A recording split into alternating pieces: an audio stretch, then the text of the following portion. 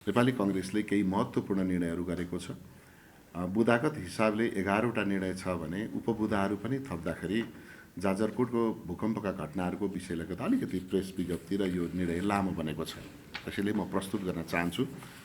Press विज्ञप्ति नेपाली कांग्रेस केन्द्रीय कार्यसमितिको पौष 12 देखि 14 गतेसम्म सभापति श्री शेरबहादुर देउवाको सभापतित्वमा पार्टी केन्द्रीय कार्यालय बीपी स्मृति भवन बीपी नगर ललितपुरमा सञ्चालन भएको बैठक पौष 14 गते सम्पन्न भयो र बैठकले देखाएका निर्णयहरू गरेको छ।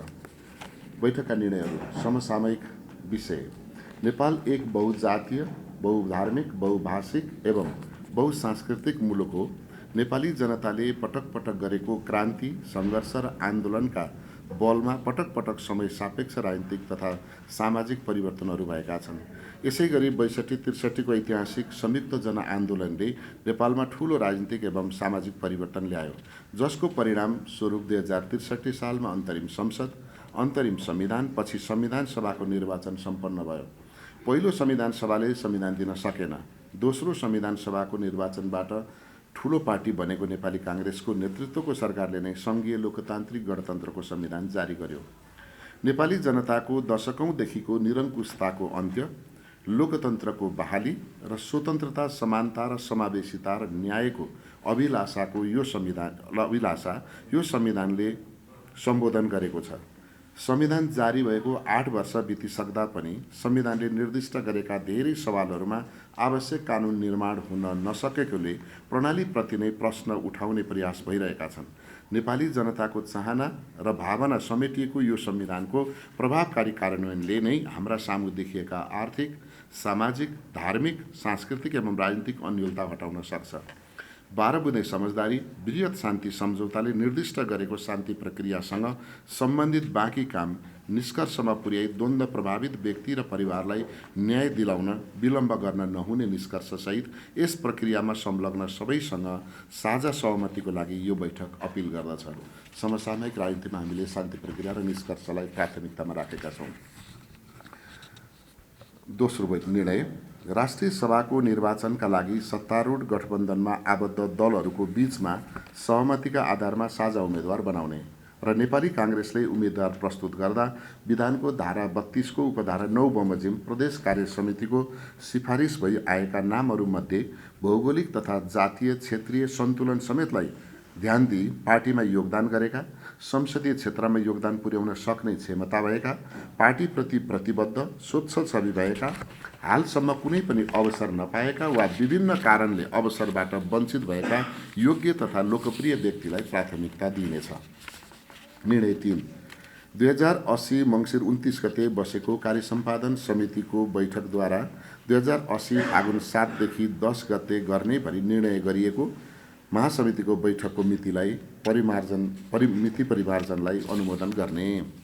निर्णय 4: नेपाली कांग्रेसका तर्फबाट सरकारमा सहभागी मन्त्रीहरूद्वारा यो अवधिमा सम्पादित भूमिका एवं कार्यहरूबारे बैठकलाई जानकारी गराउने काम भयो, जसमा विगतमा सङ्कटग्रस्त देखिएको मुलुकको आर्थिक क्षेत्रमा बिस्तारै सुधारका सङ्केतहरू देखिन थालेको, बैंकिङ प्रणालीमा तरलताको मात्रा बढेसँगै कर्जाको ब्याज दर क्रमशः घट्दै गएको, कर्जा प्रवाहमा वृद्धिसँगै घर जग्गाको कारोबारमा पनि वृद्धि भएकोले आर्थिक क्षेत्रमा सकारात्मक सङ्केतहरू देखिन थालेको छ। यस अवधिमा नेपालको परराष्ट्र सम्बन्धमा उल्लेख्य प्रगति भएको छ। संयुक्त राष्ट्र सङ्घका महासचिवको नेपाल भ्रमण हुनु, नेपाली कामदार भएका मुलुकमा नेपाली राजदूतावास खोल्ने कार्य सम्पन्न हुनु, हमास इजरायल युद्धमा हमासको आक्रमणमा परि ज्यान गुमाएका नेपाली नागरिकको शव स्वदेश ल्याउने तथा विपदमा परेका सयौं विद्यार्थीहरूको उद्धारका लागि नेपालका परराष्ट्र मन्त्री नेपाली ध्वजावाहक विमान लिएर आफै युद्धग्रस्त मुलुकको भूमिमा पुगेर सफलताका साथ उद्धार गर्ने साहसिक कार्यले नेपाली जनतामा गौरव महसुस भएको छ भने अन्तर्राष्ट्रिय जगतमा नेपालको साख वृद्धि भएको छ। यसै सिलसिलामा इजरायलमा अध्ययनरत नेपाली विद्यार्थी विपिन जोशीको यथाशीघ्र रिहाई र रुस युक्रेन युद्धमा रुसी सेनामा भर्ना भई युद्धकै क्रममा निधन भएका नेपाली नागरिकको शव खोजी गरी स्वदेश ल्याउने विषयमा थप कूटनैतिक पहल गर्नुपर्ने देखिन्छ।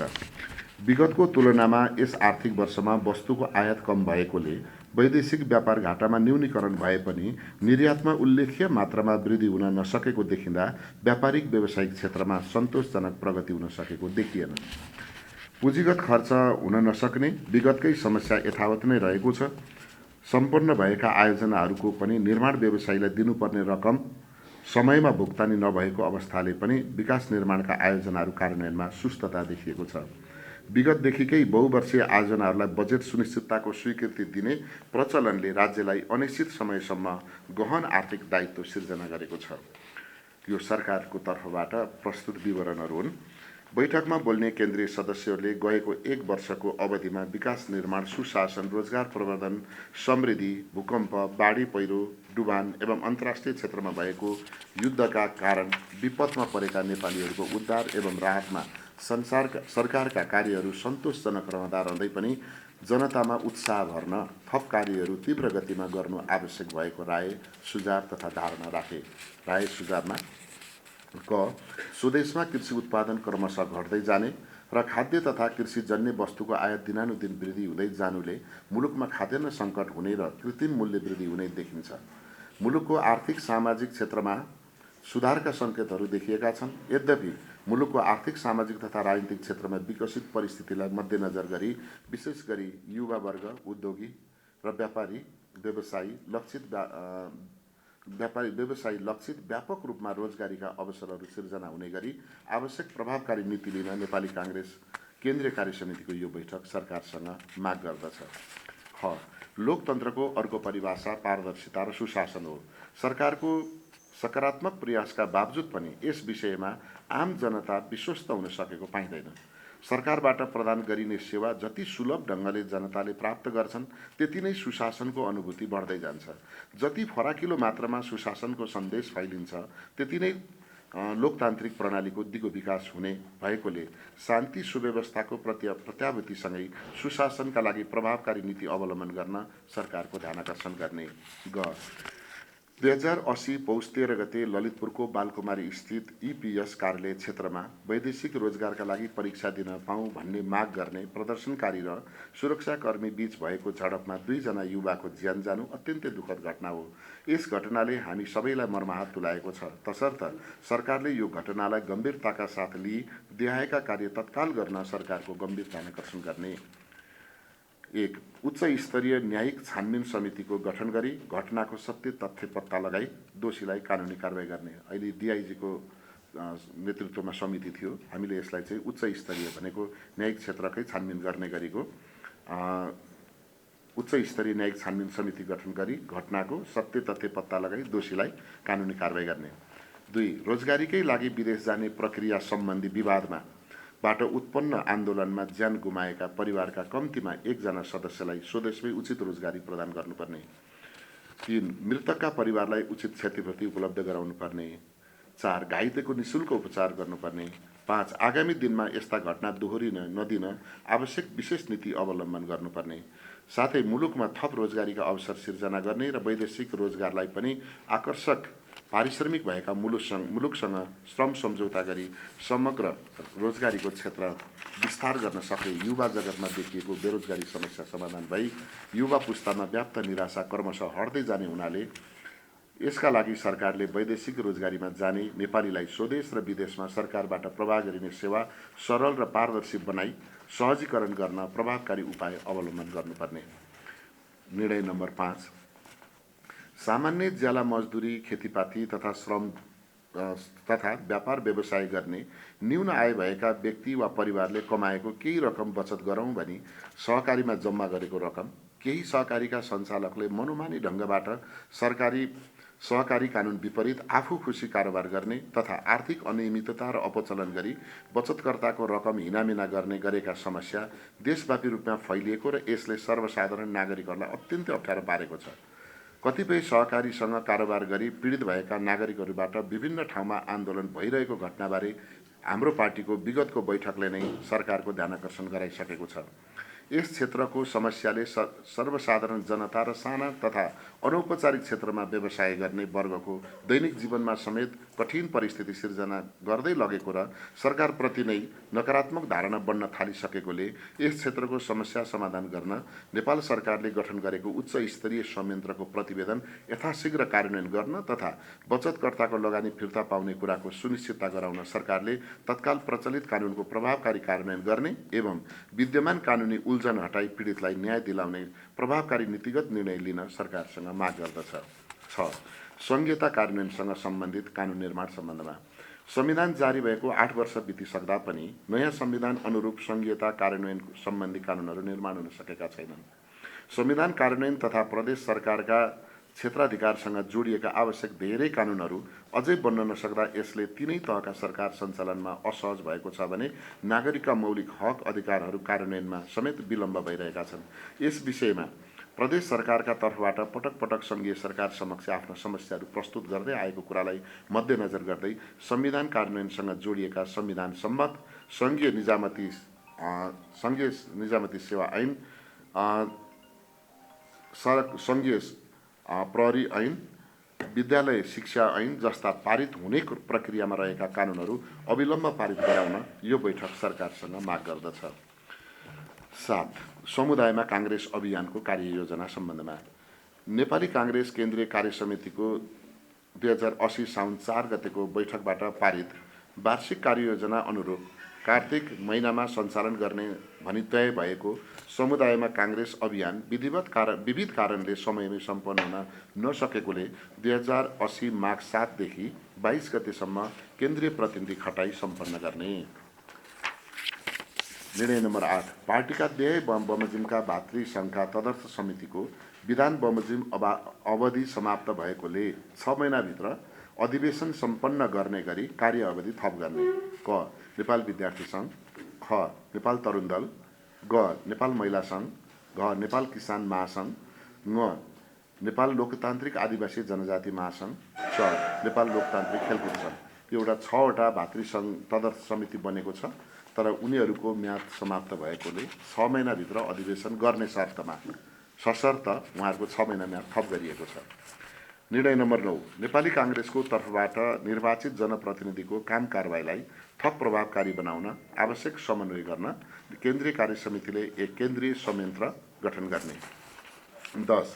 नेपाली काङ्ग्रेसका संस्थापक नेता जननायक बीपी कोइरालाले विक्रम सम्वत 2033 साल पौष 16 गते राष्ट्रिय एकता तथा मेलमिलापको नीति लिई स्वदेश फर्कनु भएको दिनलाई नेपाली काङ्ग्रेसले राष्ट्रिय एकता तथा मेलमिलाप दिवसको रूपमा हरेक वर्ष मनाउँदै आएको कुरा विदितै छ।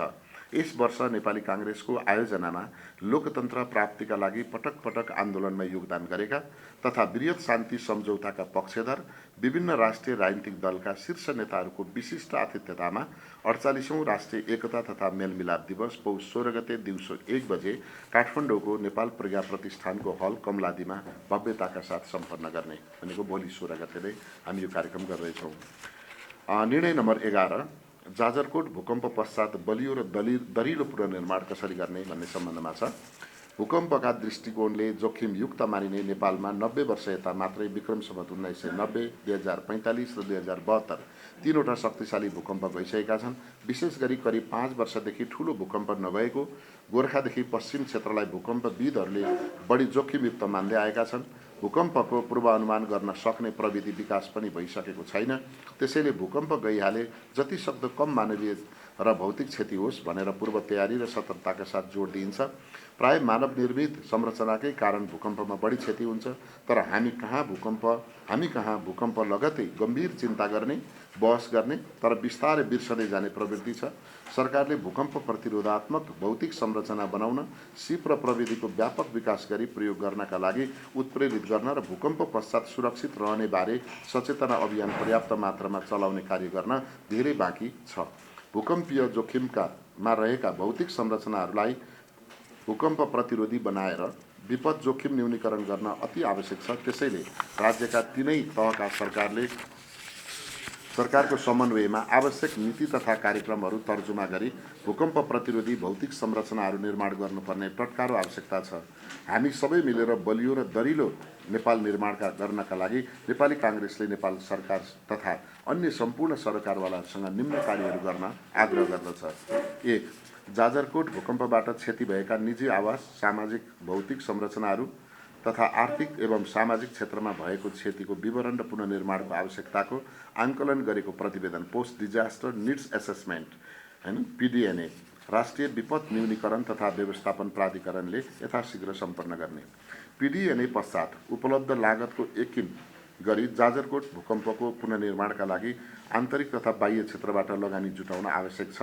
प्रधानमन्त्री वा अर्थमन्त्रीको नेतृत्वमा तत्काल पुनर्निर्माणका लागि लगानी सम्मेलन वर्षक सुर्खेतमा नै आयोजना गरेर विभिन्न सरकारवाला, निजी क्षेत्र, वैदेशिक सङ्घ संस्था तथा विकास साझेदारहरूबाट लगानी प्रतिबद्धता लिने।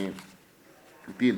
भूकम्प प्रतिरोधात्मक भौतिक संरचना निर्माणको लागि प्राविधिक जनशक्ति विकासमा भवन विभागसँग धेरै अनुभव भएकोले विभागको सहजीकरणमा राष्ट्रिय विपद न्यूनीकरण तथा व्यवस्थापन प्राधिकरणले तिनै तहका सरकारी निकाय CTBT र नेपालमा कार्यरत गैर सरकारी संस्थाहरूसँग समन्वय गरेर प्रभावित जिल्लाका हरेक वडामा र छिमेकी जिल्लामा पनि व्यापक रूपमा डकर्मी र सिकर्मी लगायत आवश्यक करिब 30,000 कालीगढको यथाशीघ्र तालिम सञ्चालन गर्न आग्रह गर्ने।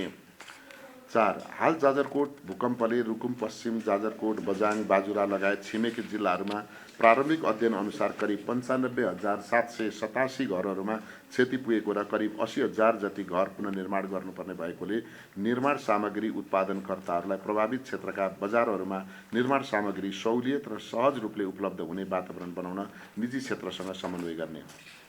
5. विपदको उद्धार, राहत, पुनर्स्थापना र पुनर्निर्माणमा समन्वयको अभाव र सामञ्जस्यता नदेखिएकोले तिनै तहको सरकारको र अन्य सरकारवालाहरूको स्पष्ट कार्यदिशा तय गर्ने र सोही अनुरूप समन्वय गर्ने जिम्मा प्राधिकरणलाई दिने। 6. राहत अनुदान वितरण र पुनर्निर्माणका लागि 2072 को गोर्खा भूकम्प पश्चात निर्माण गरिएका कार्यविधि र प्रक्रियालाई आवधिक गरी सो भूकम्प पछिको गतिविधिहरूलाई सिकाइको रूपमा लिएर भूकम्प प्रभावितहरूको पहिचानदेखि नै सहजकता अपनाउँदै पुनर्निर्माण कार्य अगाडि बढाउने।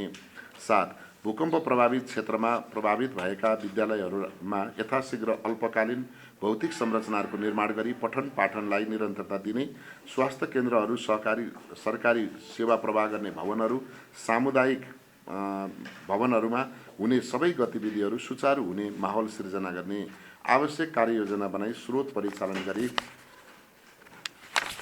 शिक्षा, स्वास्थ्य, सरकारी सेवा लगायतका गतिविधिहरू सञ्चालन गर्न आवश्यक पर्ने भौतिक संरचनाहरू भूकम्प प्रतिरोधी र अपाङ्ग मैत्री हुने गरी सम्भव भएसम्म स्थानीय निर्माण सामग्री प्रयोग गरी निर्माण गर्ने। 8. स्थानीय स्तरमा उपलब्ध निर्माण सामग्री र स्थानीय मौलिकता तथा संस्कृति झल्किने खालका घर संरचना निर्माणमा प्रोत्साहन गर्ने।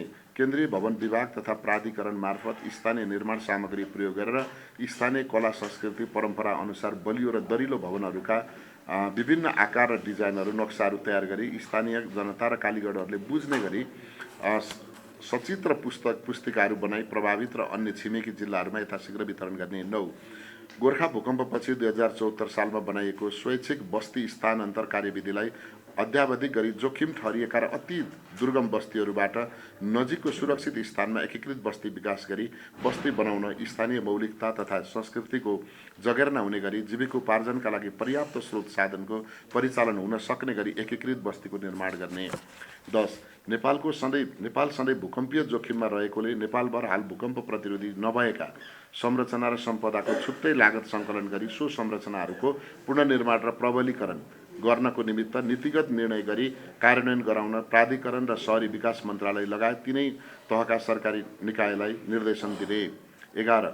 भूकम्प प्रतिरोधी भवन निर्माणको लागि तालिम प्राप्त जनशक्तिले मात्र निजी तथा सरकारी भौतिक संरचनाहरू निर्माण गर्न सक्ने कानुनी व्यवस्था गर्न शहरी विकास मन्त्रालय र स्थानीय सरकारलाई जिम्मेवारी दिने।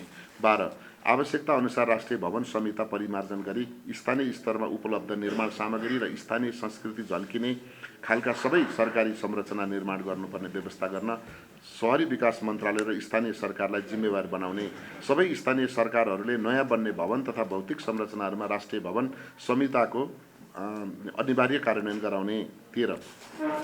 अस्थायी टहरा निर्माणलाई तीव्रता दिन र पुनर्निर्माणको कार्य प्रारम्भ गर्न भूकम्पबाट अति प्रभावित प्रत्येक वडामा कम्तीमा 2 वर्षका लागि 2072 को भूकम्पपछिको पुनर्निर्माणमा संलग्न भएका इन्जिनियरहरूलाई 1 हप्ताभित्र प्राधिकरण मार्फत खटाउन निर्देशन दिने।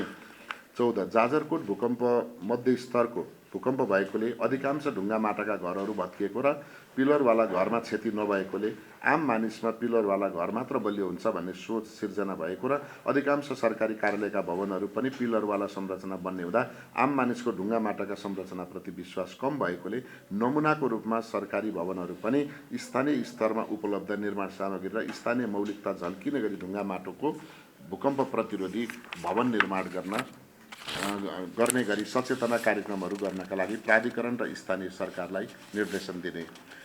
15 नम्बर सरकारले दिने राहत अनुदानले मात्र निजी आवास निर्माण गर्न प्रभावित घर परिवारहरूलाई रकम नपुग्ने हुँदा बाँकी रकम जो गर्न सहुलियत ऋणमा पहुँचको व्यवस्था गर्न अर्थ मन्त्रालय र नेपाल राष्ट्र ब्याङ्कलाई निर्देशन दिने। साथै सरकार निजी क्षेत्र र अन्य सरकारवालाहरूलाई भूकम्प प्रभावित क्षेत्रका जनताको आय वृद्धि गर्नका लागि विशेष आर्थिक गतिविधिका कार्यक्रमहरू सञ्चालन गर्न आग्रह गर्ने। साथै भूकम्प पश्चात परेको सामाजिक र मनोवैज्ञानिक असर कम गर्न सामाजिक विकासका कार्यक्रमहरू व्यापक रूपमा सञ्चालन गर्ने।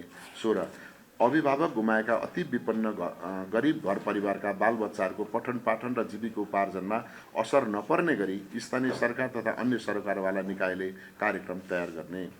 यति एउटा चाहिँ 11वटा निर्णय र उपनिर्णय 16वटा भएको छ र अन्तिममा हामीले सधैँ चाहिँ शोक प्रस्ताव पास गर्नेका छौँ र शोक प्रस्ताव पनि यहाँलाई पढेर सुनाउँछु। नेपालको लोकतान्त्रिक आन्दोलन र नेपाली काङ्ग्रेसको सङ्गठन निर्माणमा सक्रिय भूमिका निर्वाह गर्नुभएका पार्टीका विभिन्न पदीय जिम्मेवारी रहनुभएका महानुभावहरूको निधनप्रति कार्य समितिको यो बैठक गहिरो दुःख व्यक्त गर्दै उहाँहरूप्रति भावपूर्ण श्रद्धाञ्जली अर्पण गर्दछ। दिवंगत आत्माको चिर शान्तिको लागि 1 मिनट मौन धारण पनि हिजो नै बैठकमा गरेर यो बैठक सम्पन्न गरिएको छ र बैठकमा यसपटक अलिकति जाजरकोट रुकुमको भूकम्पलाई चाहिँ विशेष ध्यान दिएर हामीले सरकारको गम्भीर ध्यानाकर्षण गराएका छौँ। अस्थायी घर टहरा निर्माणमा नेपाली काङ्ग्रेसको तर्फबाट हामीले तत्कालै 1 महिनाभित्र 1000 घर बनाउने भनेका थियौँ।